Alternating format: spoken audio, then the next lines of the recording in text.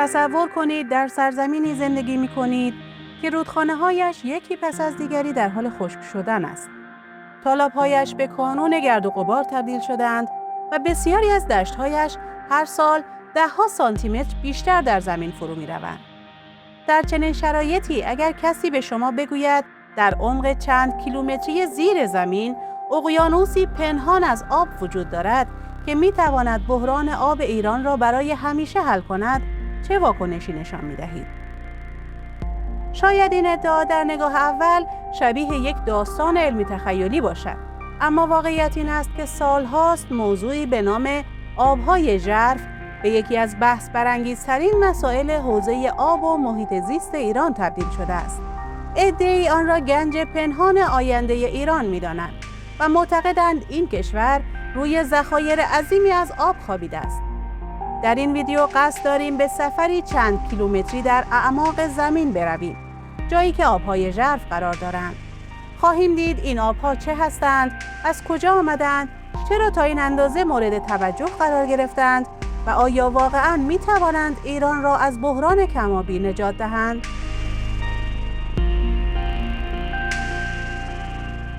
برای شروع باید بدانیم آب‌های ژرف دقیقاً چیست. وقتی از آب زیرزمینی صحبت می‌کنیم، معمولاً منظور ما آب‌هایی است که در عمق چند ده یا چند صد متری زمین قرار دارند. این همان آبی است که در بسیاری از چاه‌های کشاورزی، قنات و سفره‌های آب زیرزمینی یافت می‌شود. اما آب ژرف داستانی کاملاً متفاوت دارد. این آب‌ها در عمق 2 تا 5 کیلومتری زمین و گاهی حتی بیشتر قرار گرفتند. اعماقی که دسترسی به آنها نیازمند فناوری‌های پیچیده حفاری نفت و گاز است. نکته جالب اینجاست که منشأ این آب‌ها هنوز به طور کامل مشخص نیست. دانشمندان چند فرضیه اصلی درباره شکل‌گیری آنها مطرح کردند. اولین فرضیه میگوید این آب‌ها بقایای بارش‌ها و آب‌های سطحی میلیون‌ها سال قبل هستند که در لایه‌های عمیق زمین محبوس شدند. به این نوع آب‌ها آب فسیلی هم گفته می‌شود، چون مثل سوخت‌های فسیلی یادگاری از دوران‌های بسیار دور زمین محسوب می‌شوند.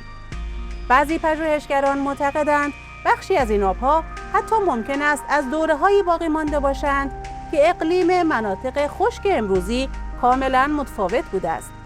برای مثال بخش‌هایی از صحرای آفریقا یا شبه جزیره عربستان که امروز خشک و بیابانی هستند، ده‌ها هزار سال پیش سرزمین‌هایی سرسبز با بارندگی فراوان بودند. فرضیه دوم منشأ متفاوتی را پیشنهاد می‌کند. طبق این دیدگاه در اعماق زمین واکنش‌های پیچیده شیمیایی میان مواد معدنی، گازها و حرارت درونی سیاره زمین رخ می‌دهد و در نتیجه آب تولید می‌شود. اگر این نظریه درست باشد، بخشی از آب ژرف ممکن است به طور مداوم هرچند بسیار آهسته در اعماق زمین شکل بگیرد.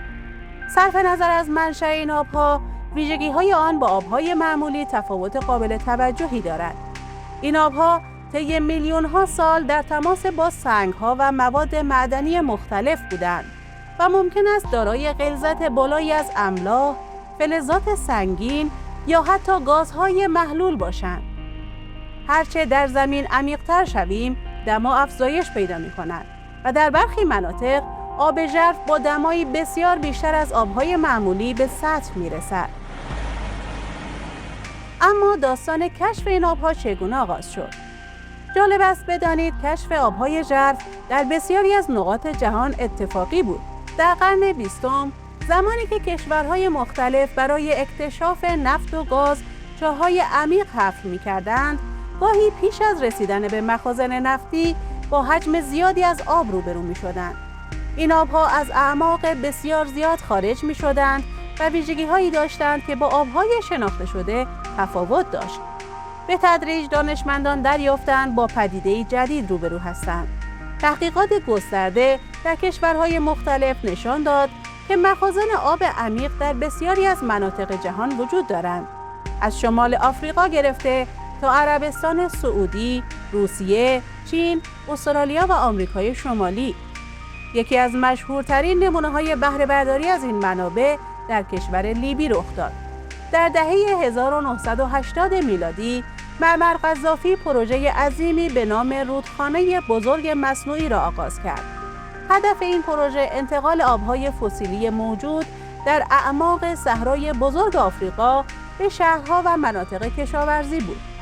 هزاران کیلومتر لوله‌گذاری انجام شد و میلیاردها دلار هزینه صرف انتقال آب به مناطق خشک شد. در ابتدا این پروژه موفقیتی چشمگیر به نظر می رسید. زمین‌های کشاورزی توسعه یافتند و آب به شهرهای مختلف رسید. اما با گذشت زمان مشخص شد که این منابع تجدیدناپذیر هستند و برداشت گسترده از آنها می تواند ذخایری را که طی هزاران یا حتی میلیون‌ها سال شکل گرفتند در چند دهه تخلیه کند. عربستان سعودی نیز تجربه مشابهی داشت. این کشور در دهه‌های پایانی قرن 20 با استفاده گسترده از آبهای فسیلی توانست در دل بیابان گندم تولید کند و حتی به صادرکننده گندم تبدیل شود. اما پس از چند دهه برداشت سنگین، سطح منابع کاهش یافت و دولت مجبور شد بسیاری از این برنامه‌ها را متوقف کند. این تجربیات جهانی یک درس مهم داشتند. آبهای ژرف ممکن است برای مدتی طولانی مشکل کم آبی را حل کنند، اما اگر برداشت از آنها بیش از ظرفیت طبیعی باشد، سرانجام پایان خواهند یافت. در ایران، توجه جدی به آبهای ژرف همزمان با تشدید بحران آب شکل گرفته است. طی چند دهه گذشته، کاهش بارندگی، افزایش دما، رشد جمعیت، توسعه کشاورزی و برداشت بی‌رویه از منابع زیرزمینی فشار سنگینی بر منابع آبی ایران وارد کرده است. استان سیستان و بلوچستان یکی از بحرانی‌ترین مناطق ایران محسوب می‌شود. خشک شدن تالاب هامون، کاهش جریان رود هیرمند، افت شدید سطح آب‌های زیرزمینی و مشکلات معیشتی مردم باعث شده مسئولان به دنبال راهکارهای جدید باشند. در همین راستا پروژه مطالعات و اکتشاف آبهای ژرف در منطقه زابل آغاز شد.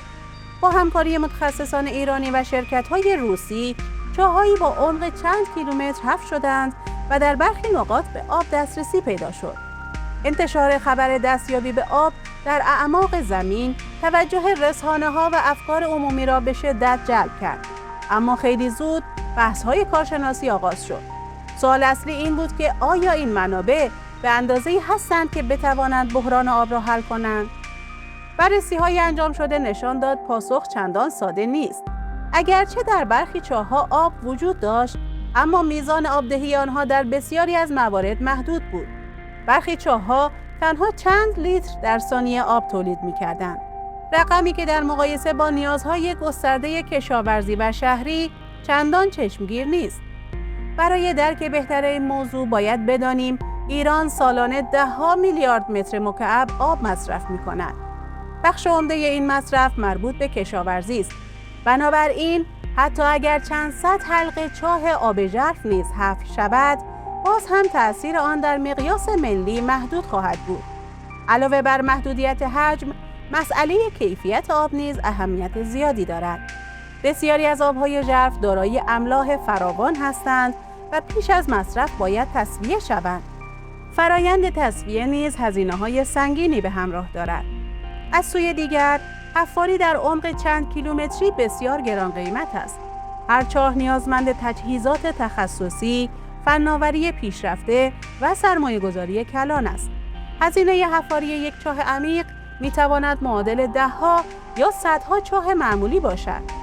اما چالش‌ها تنها به مسائل اقتصادی محدود نمی‌شوند. برخی زمینشناسان هشدار می‌دهند که حفاری گسترده در اعماق زمین ممکن است پیامدهای ژئولوژیکی نیز داشته باشد. هرچند هنوز اطلاعات کافی درباره آثار بلند مدت این فعالیت‌ها وجود ندارد، اما احتمال تغییر در تعادل لایه‌های زیرزمینی، نشست زمین یا ایجاد مسیرهای جدید برای انتقال آب‌های شور از جمله نگرانی‌های مطرح شده است. همچنین خطر آلودگی سفره‌های آب شیرین نیز وجود دارد. اگر عملیات حفاری به درستی انجام نشود، ممکن است آب‌های شور یا دارای مواد معدنی بالا با منابع آب قابل شرب مخلوط شوند و کیفیت آنها را کاهش دهند. در این میان یک سوال اساسی مطرح می شود. آیا مشکل اصلی ایران واقعاً کمبود آب است؟ بسیاری از کارشناسان معتقدند بحران آب ایران بیش از آن که ناشی از نبود آب باشد، نتیجه مدیریت نامناسب منابع آب است. بخش بزرگی از آبهای ایران در شبکه‌های انتقال هدر می‌رود. راندمان آبیاری سنتی در بسیاری از مزارع پایین است. محصولات پرمصرف در مناطق خشک کشت می‌شوند و برنامه‌ریزی مناسبی برای سازگاری با اقلیم وجود ندارد. به عنوان مثال، تولید برخی محصولات کشاورزی در مناطق خشک عملاً به معنای مصرف حجم عظیمی از آب برای تولید محصولاتی است که ارزش اقتصادی آنها گاهی کمتر از ارزش آبی است که مصرف کردند. این پدیده در اقتصاد آب با عنوان صادرات آب مجازی شناخته می شود. به همین دلیل بسیاری از متخصصان تاکید می کنند که حتی اگر منابع جدیدی مانند آب ژرف در دسترس قرار بگیرند، بدون اصلاح ساختار مدیریت آب مشکل همچنان پابرجا خواهد ماند. امروزه بسیاری از کشورهای جهان به جای تمرکز بر استخراج منابع جدید به سمت مدیریت هوشمند آب حرکت کردند. بازیافت فاضلاب، شیرینسازی آب دریا، کاهش هدر رفت شبکه‌ها، تغییر الگوی کشت، توسعه فناوری‌های آبیاری و افزایش بهره‌وری از جمله اقداماتی است که در بسیاری از مناطق خشک نتایج موفقی داشته است. برای ایران نیز احتمالاً ترکیبی از این راهکارها موثرتر از تکیه صرف بر آبهای ژرف خواهد بود. آب ژرف می‌تواند بخشی از پازل باشد، اما همه پازل نیست. در نهایت، آبهای ژرف بیش از آن که یک معجزه باشند، یک فرصت بالقوه هستند. فرصتی که اگر با دانش، احتیاط و برنامه‌ریزی استفاده شود، می‌تواند در برخی مناطق کمک کننده باشد. برای مثال، تامین آب شرب شهرهای دورافتاده یا کمک به عبور از دوره‌های خشکسالی شدید. اما اگر با نگاه هیجانی و بدون توجه به محدودیت‌های علمی به آن نگریسته شود، ممکن است ایران نیز به سرنوشتی مشابه تجربه کشورهای دیگر دچار شود. شاید مهمترین درس ماجرا این باشد که هیچ منبع آبی بی‌پایان نیست. چه آب‌های سطحی، چه آب‌های زیرزمینی و چه آب‌های ژرف، همگی محدود هستند. آینده آبی ایران نه فقط در اعماق چند کیلومتری زمین، بلکه در شیوه مدیریت، مصرف و حفاظت از منابعی رقم می‌خورد که همین امروز در اختیار داریم. بنابراین پرسش اصلی این نیست که آیا در اعماق زمین آب وجود دارد یا نه. پرسش واقعی این است که آیا ما آماده ایم منابع آبی خود را به شکلی پایدار و مسئولانه مدیریت کنیم؟ پاسخ این سوال سرنوشت نسل‌های آینده ایران را تعیین خواهد کرد.